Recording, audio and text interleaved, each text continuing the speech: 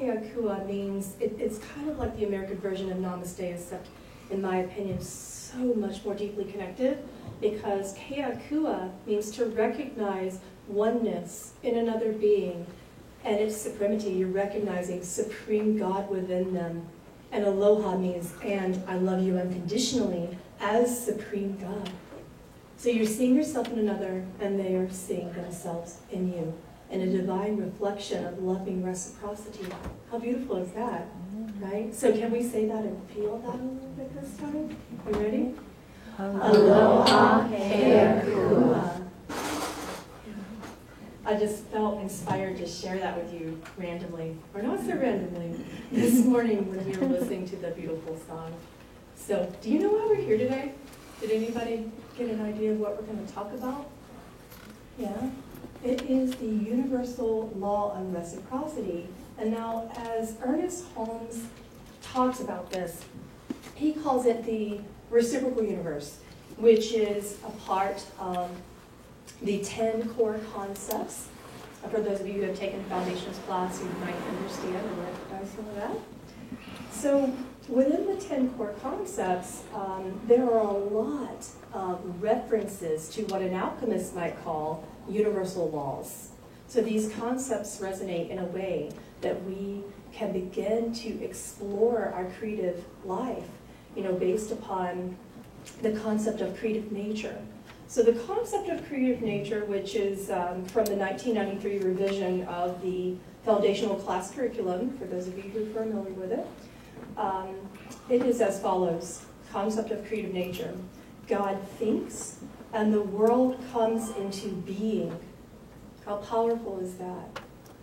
Even though we're going to talk about the reciprocal universe in relation to personal empowerment, there are some concepts that are foundational before we may feel ready for such a degree of empowerment. One of the things I first recognized as a channel on this planet when I was awakened very strongly by angelics at age 5 is that there seems to be a tipping point that we're going through. As we're going through this age of what I call the Great Spiritual Awakening, we are coming into a place of recognition of one of two things: fear or love. Which one are you going to go into after today's talk? That's my deeper question to you. In the ACIM principles, it's discussed rather often that there is only one thing that is true, and that is love. Love is the only thing that is reality. Fear is illusion. My purpose in coming to you today is to dismantle that illusion, and it is not going to be comfortable. Is it ever? When you really go into the deep recesses of what you feel is blocking you, and you start to identify illusion within your creation, how comfortable can that really be, right? You are looking at yourself in deeper ways for the first time. And this is what I call the Great Spiritual Awakening, the age of the Kali Yuga. Anything that you want to call it or define it in human labels, that's up to you. But today we're going to cast aside those labels and look more deeply at how to reciprocate compassionately with release of judgment in full, vulnerable authenticity, because that is the nature of reciprocity that is really going to bring you into the forefront of your personal power. Going back to this, let's go over this again. The concept of creative nature. God thinks, and the world comes into being. Our human thinking process is a reflection of the divine creative process in microcosm. That's Ernest Holmes from the foundational class curriculum as revised again in 1993. So think about that for a moment. If you are God, according to the core concept of the universal law of oneness, which I'm going to repeat that now, God is the source of all that is, and God is all that is.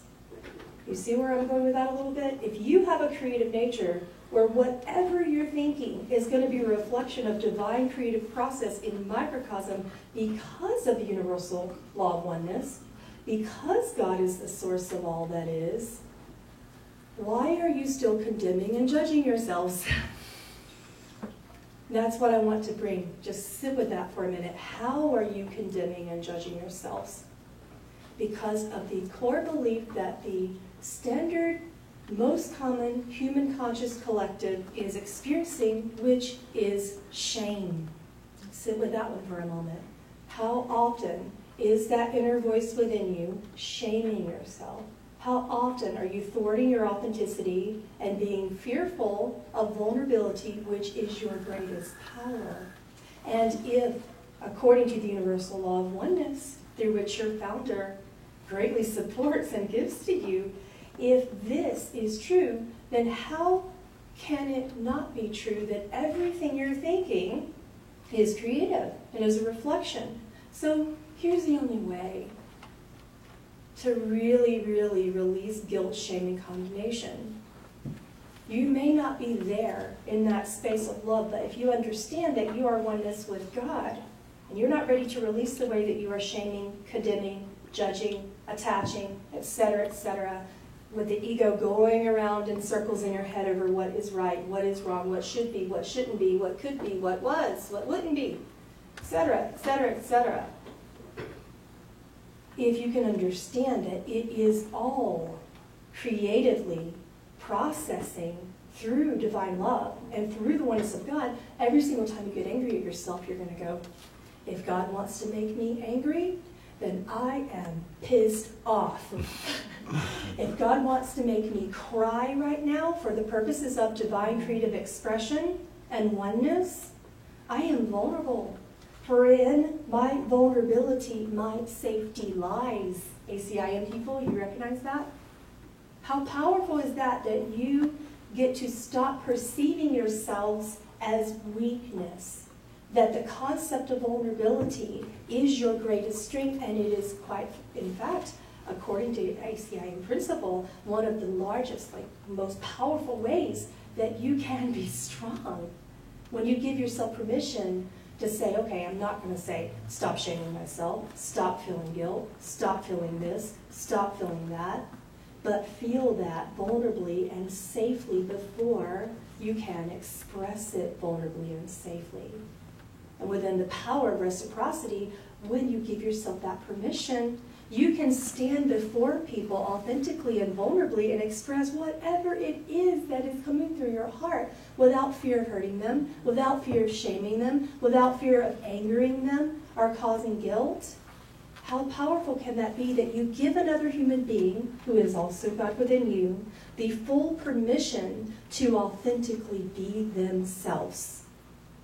That is my expression of universal law of reciprocity that I'll share with you today. So now, let's go further. There's something I wanted to talk to you, and this is a quote from the book by Ernest Holmes called This Thing Called You. I opened up to the first page of it because, as a channel would, I honor where I'm supposed to go. And within the second paragraph, I found this: create or perish is the eternal mandate of nature. What does that mean to you? Create or perish. It sounds a little extreme, huh? What does that mean to you? You really think about it. Anybody? Yeah, go ahead. Flourish, survive, or perish. Mm-hmm. It means to expand. Mm-hmm. So when you're expanding, you're creating, and does that necessarily apply to a definition that all must be completely fifth dimensional, peachy and blissful and joyful and perfect? Hell no. Okay. So, create or perish is the eternal mandate of nature. And then in the second sentence that immediately follows this, he states, be constructive or become frustrated is an equal demand. So constructive, what does that mean to you? Constructive, be constructive. To me, I'm pulling that in as creativity. Be constructive. You can be constructive within your stillness and your meditation. Go ahead. Sorry, this kind of went back to the question that you had asked before this. Mm-hmm. This last year, I realized that it's kind of the growing of the spirit. Because if you are not growing your spirit, you are actually giving your power away, and you kind of become a smaller version of yourself.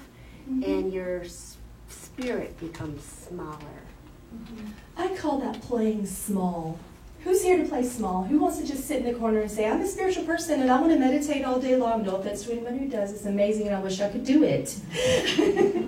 But what I'm saying is there's a time to create, and you are here in an interesting spiritual era.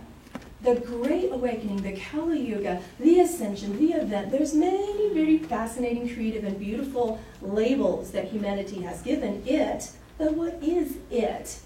What is that creativity to you when you are stillness? You are creating. When you are in full authentic expression, you are also giving permission for others to do the same and to be within that vulnerability. So if you are not constructive, that frustration can actually be a drive to cause you to become more reciprocal. So for many of you who become kind of still in your path, and so many people sit with me, and one of the first things that is said is, I don't know why I'm here. Have you ever felt that before? I don't know what my purpose is. What is the point? So many different ways to express the same frustration, but what if that frustration were the small, still voice of God within you that's saying, then move. Right. Then move. The biggest way that you can make changes in your life is by getting up from that incredibly vulnerable space and saying, I'm going to stop trying to be the person who thinks that they are right. How much attachment to right do we have in this expression? Yeah. And what if there is also no wrong? If there isn't a right, then there isn't a wrong. That if you are indeed full expressions of God within, that you can create from a space of authenticity, and no matter what you do, no matter what you choose, that is an expression as long as you are in flow, in motion, in allowance. And that pulls you into the epitome of a powerful grace that humanity has not yet experienced. What is that? Why, well, we talk about it all the time. It comes up in so much coursework and foundations material. What is the concept of grace? Connects deeply to some of the 10 core concepts involving immortality, specifically. Grace is that level where you no longer believe that you are a body.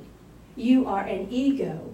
But you also are believing that the flow and the creativity, the allowance, the trust, the acceptance of who you are as God can come through creatively at any moment, and it is all good. It is innate goodness, and you are loving what arises. Have you ever heard that phrase? Loving what arises? Whatever is arising, you are no longer judging, condemning, shaming, saying you should or you shouldn't speak it, saying you should or you shouldn't do it, you should or you shouldn't, or you wouldn't or you couldn't make a certain decision. Why? Because you are in the universal law of reciprocity. You are in forgiveness of the condemnation. That is the first step of universal law of reciprocity. If forgiveness does not occur, if you are still creating the building blocks of your present and your future based upon shame, condemnation, fear, all of those things that block the one true reality, which is love, then what? Forgive.